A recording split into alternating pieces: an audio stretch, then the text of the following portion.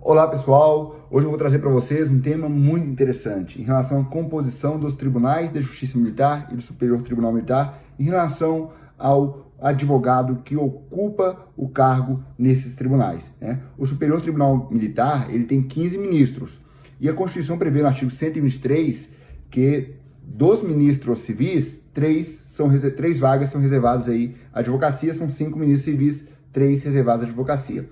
Nos tribunais de justiça militar, que possuem somente nos estados de Minas Gerais, São Paulo e Rio Grande do Sul, cuidado, porque a justiça militar existe em todos os estados, mas o Tribunal de Justiça Militar existe somente nesses 3 estados. A lei orgânica da magistratura fala do Paraná, né, mas não existe no Paraná, tá certo? Não foi instalado, não foi criado. Então, nesses tribunais de justiça militar, nós temos aí 4 juízes oficiais da ativa, que são coronéis, né, o último posto da instituição, que foram indicados, que possuem aí, que são desembargadores, né? Somente São Paulo não recebe o nome de desembargador, mas 3 juízes, um oriundo do Ministério Público, outro oriundo da magistratura, concursado, fez concurso, foi juiz de direito do juiz militar e foi promovido, e outro oriundo da advocacia, né? A grande questão é, né, esse advogado da advocacia, ele pode ser militar?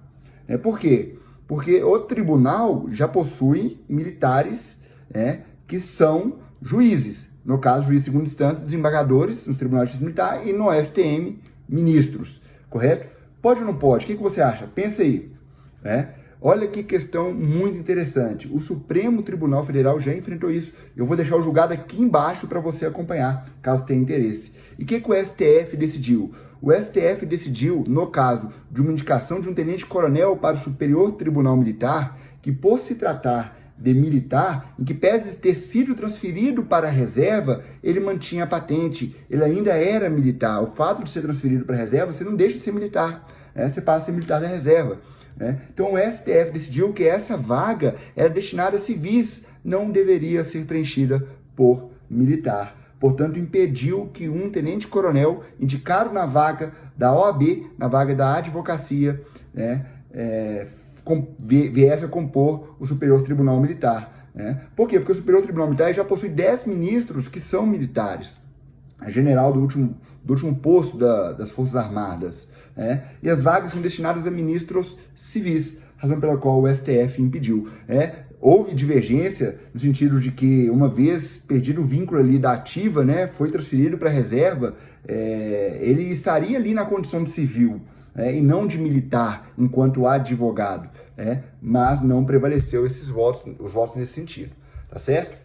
E trazendo esse raciocínio aí para o Tribunal de Justiça Militar, imagina aí um coronel ou uma praça, um major, sargento, um militar, ele vai para a reserva, passa a advogar, isso não é incomum, aliás, é muito comum, e depois de 10 anos advogando, você tem que ter 10 anos de exercício da atividade profissional, esse militar, ele vem, abre a vaga da OAB no Tribunal de Justiça Militar e ele vem a concorrer, e o nome dele é indicado aí, o governador vai nomeá-lo, como desembargador do Tribunal de Justiça Militar, por exemplo, de Minas Gerais.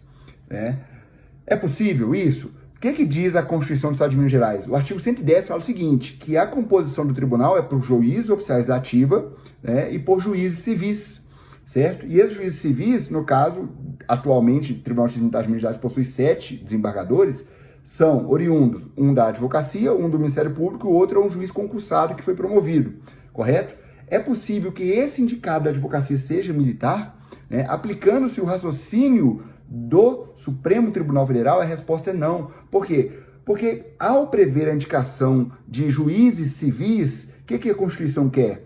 Quer que haja uma pluralização dos debates, quer que haja pessoas oriundas, pessoas de origens diversas, para que haja um debate mais plural, uma divergência de origens, que não seja uma composição aí exclusiva de militares, tá certo? Então o raciocínio é exatamente esse. Há quem defenda que no caso haveria aí uma restrição não prevista na lei, não prevista na Constituição, e se vedar ao militar que ele concorra na vaga da advocacia, é um entendimento perfeitamente defensável, porque a partir do momento que ele foi para a reserva e se tornou advogado, ele é um advogado civil, não existe advogado militar, certo? Inclusive, os direitos deles serem observados, as prerrogativas, são todos na condição de advogado. Então, do coronel ao soldado, ao atuar enquanto advogado, ele deve ser tratado como advogado, né? Nos casos em que ele atua, não como coronel e não como soldado, né? E não como militar. E sim, as prerrogativas dele são as prerrogativas de um advogado e não de militar. Tá certo? Então, cuidado para não confundir isso.